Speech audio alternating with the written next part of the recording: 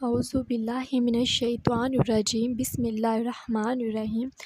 آج میں آپ کو ذوالحج کے مہینے کا وظیفہ بتاؤں گی۔ اس وظیفے کو پڑھنے سے اللہ تعالیٰ آپ کی ہر جائز خواہش کو پورا کرے گا۔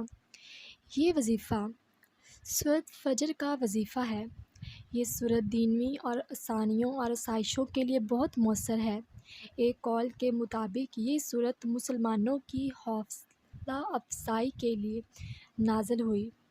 یہ بات ذہن نشین کرائی گئی کہ مال کی فراوانی اور مال کی قلت اللہ تعالیٰ کی طرف سے آزمائش کے دو رخ ہیں۔ اس لیے مال کی کثرت سے یہ سمجھ لینا کہ وہ اللہ تعالیٰ کا منظور نظر ہے یا افلاس کی زندگی بسر کرنے والے کے متعلق یہ خیال کرنا کہ وہ خدا کی نظروں سے گرا ہوا ہے، کسی طرح بھی درست نہیں۔ یہ دونوں چیزیں انسان کی آزمائش کا ذریعہ ہیں۔ جس نے اس کی نعمتوں کا شکر ادا کیا وہ بارگاہ خداوندی میں سرخ رو اور کامیاب ہے۔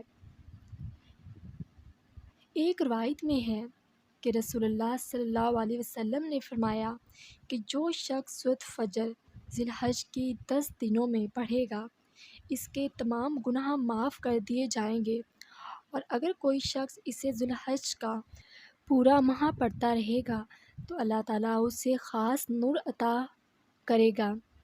جو شخص سورۃ فجر کو روزانہ بعد نماز فجر پڑھنے کا معمول بنا لے گا، اللہ تعالیٰ اسے صاحب عزت لوگوں سے کر دے گا۔ لوگ اس کی بے پناہ عزت اور قدر کرنے لگ جائیں گے، اور اگر کوئی تکلیف دینے کی کوشش کرے گا تو اللہ اس سورت کی تلاوت کی بدولت اسے روک دے گا۔